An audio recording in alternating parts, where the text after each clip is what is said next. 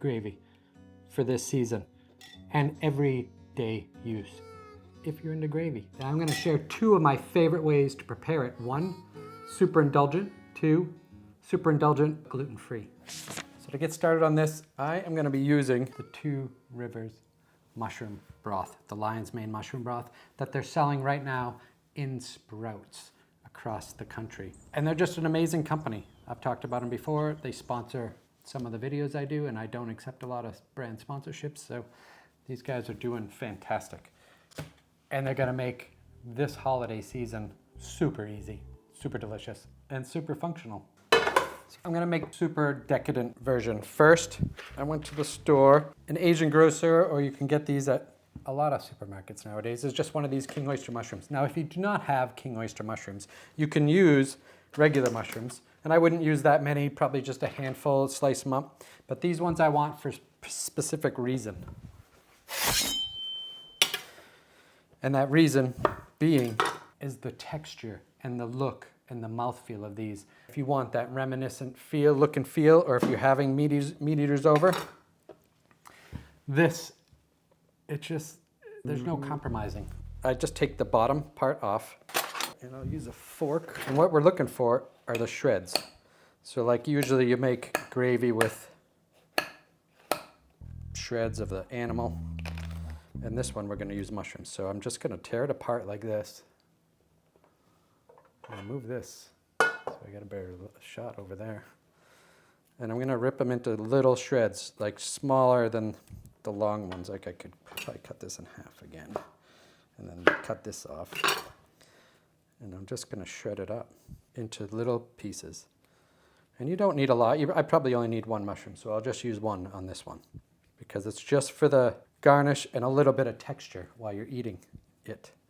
And it's gonna make it just over the top, elevated. That is gonna be plenty. So just 1 mushroom. Now you can save this and add it to something else, or if you wanna add it to this, I just slice it super, super thin, like super thin.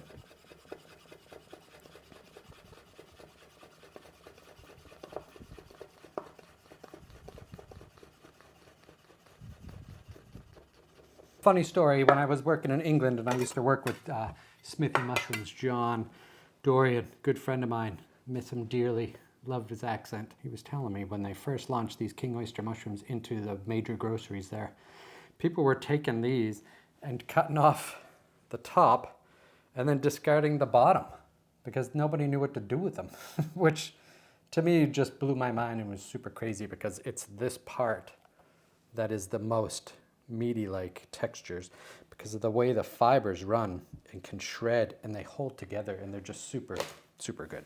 So once you get this done, first thing we're gonna light this. Just like a medium low heat. This is a light olive oil. Just gonna add a little bit to the bottom here. And I'm gonna let that heat up first. I want that to be hot. Add the mushrooms. Oops.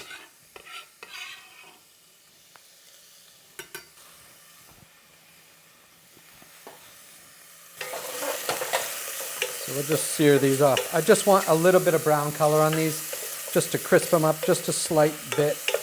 Take the chill off them. So you don't actually have to use them if you don't want to use them. Or you could use another different kind of mushroom, or you could use garlic. You could add whatever you'd like if you want like half an onion, julienne in here, whatever you like to put in your gravy. So I'm gonna use a half of a stick of plant-based butter.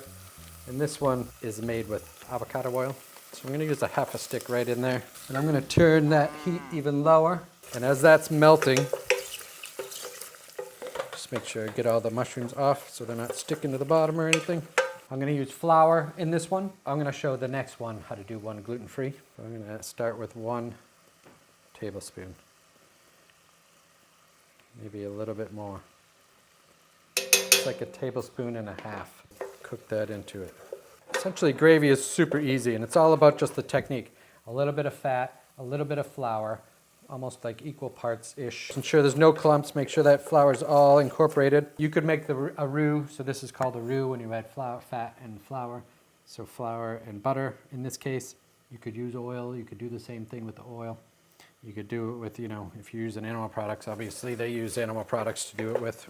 I do not. I'm looking for it to brown just a little bit. I want the flour to cook out, in the fat, and I want a little bit more color in there. And you can make the roux ahead of time. So in the restaurants, we would just take a few pounds of butter and equal parts of flour and make a roux and brown it so it was nice and colorful already, and then use that and just start with that. Or you can just make it in the pot like this, because at home I don't have any use to have a big bucket of roux. Although, knowing me, I probably would do that. This is good. So now you don't have to add this. I want to do it super decadent. And I'm going to add a little bit of sherry. Maybe like a quarter a cup. Again, optional. If you don't want to add alcohol, don't. But I like that little bit of sweetness to it. The sherry, it just reminds me of what we had growing up at my grandmother's house. And then I'm going to start adding water just to dilute it a little bit. And I'll just add it a little bit at a time and cook that up, incorporate it. I also might add a little bit of dried sage. It's probably like half a teaspoon right there. And then I also have a little bit of poultry seasoning. And I'm going to add a pinch of that, maybe 2 pinches, just to give it that seasonal flair, we'll call it. I'm going to add a little bit more water. I'm going to add about half of this, so that was like 1 cup of water. Now you can double this recipe if you like a lot of gravy. I'm just showing it with 1 box. I might use 2, and then you could double it with the water and make a lot, which is always a good idea. But for now, it's just going to be me. And actually, I'm cooking for a family, which I will give a lot of this away to, that I met at the grocery store the other day. Nice young vegan family, which is good. So I'm turning that up. It's almost just a little bit higher, so it's almost a medium-low heat. And I like cooking it up slowly like this, adding liquid slow.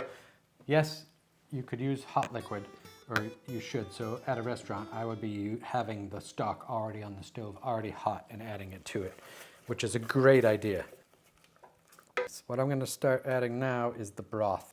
So I'm just going to add this slowly. It's already getting a nice brown color, which is great. I actually love that. So it'll thicken up as it goes, just scraping the sides down as we go too. This lion's mane broth. No cholesterol, no sugar, totally vegan, adaptogenic, good source of potassium, low in fat and low in saturated fat.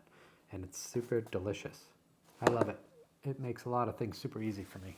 It's starting to come to a slow boil. You can also use a whisk just to make sure there's no clumps, although I did a pretty good job of it in the beginning, because the slower you do it and the more you stir it from the beginning and adding liquid a little bit at a time, it just incorporates easier that way. It's the way I learned how to do it, to avoid making any lumps, because I used to make batches of this for like 400 or 500 people when we were doing it for buffets and when I was back in that style of cooking.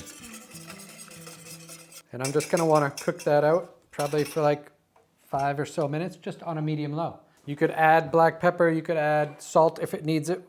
We'll just figure that out right here. Yum. Man, that broth is just delicious, and it adds just such a beautiful, fragrant flavor to it. It's so nice. To me, this is done. It's delicious.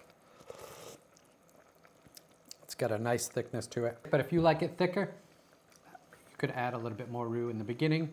Or like I said, you can make it ahead of time and add it. If you want, if it gets too thick, thin it out with a little bit of stock, a little bit more broth if you have that, a touch of water. It's up to you. What I like to do at the end, probably a teaspoon of butter, and we're gonna put that in there, and it's called mounting. And that's just gonna give it a nice shine, add to the silky, velvety texture of it all, which is what makes a delicious gravy.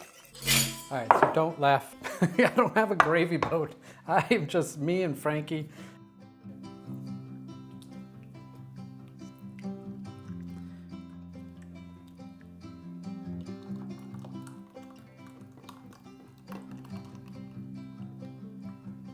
But every last drop of this is so good.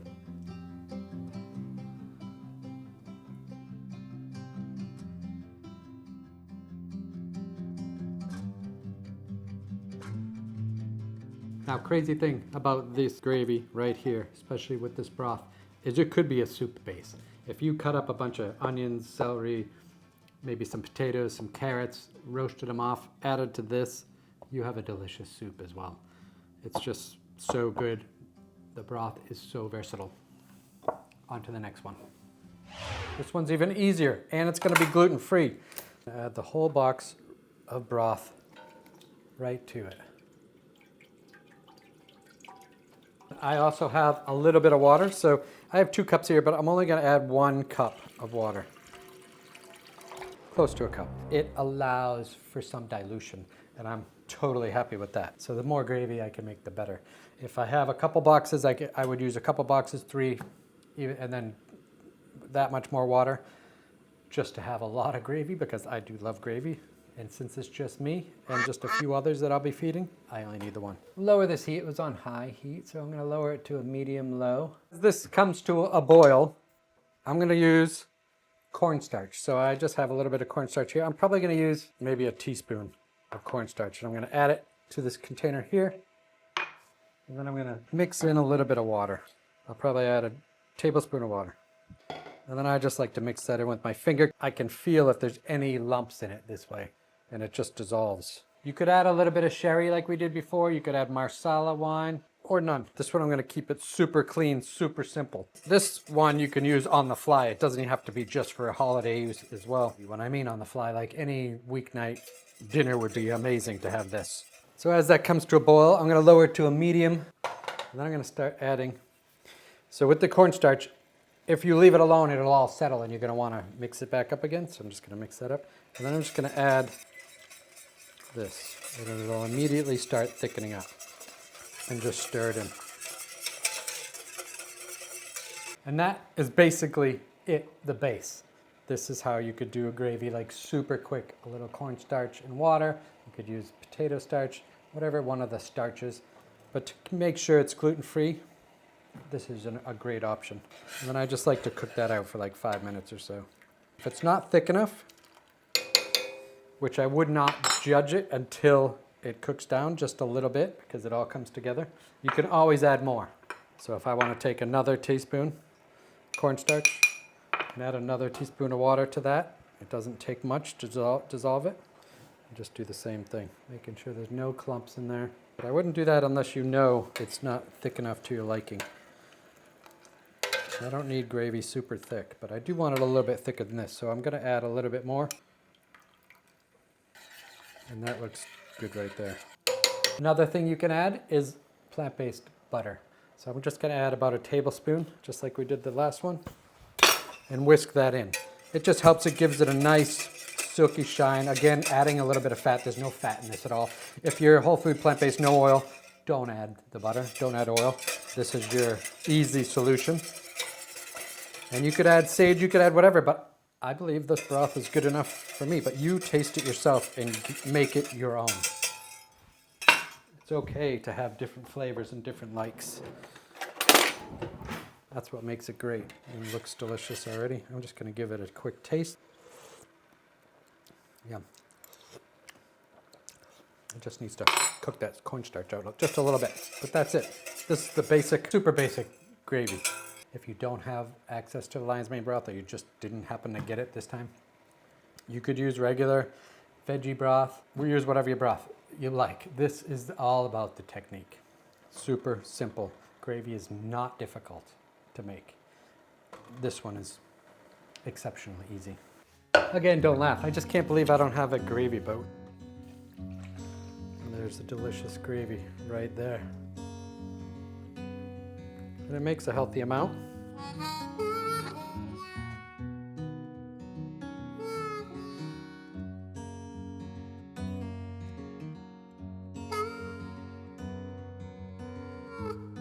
If you noticed, I have this on my board. This is just to remind me to hold myself accountable. I don't want to be part of the problem of what's going on in the world. We're all dealing collectively with a bunch of stuff that we don't need, really shouldn't have to deal with. So to remind myself to be a kinder person and to think before I speak, I wrote down 4 things in order for me to say them to myself before I speak out loud, just to train my mind to make sure I'm showing up the best way I can. And one way I'm doing that is to always think before I speak, is it true?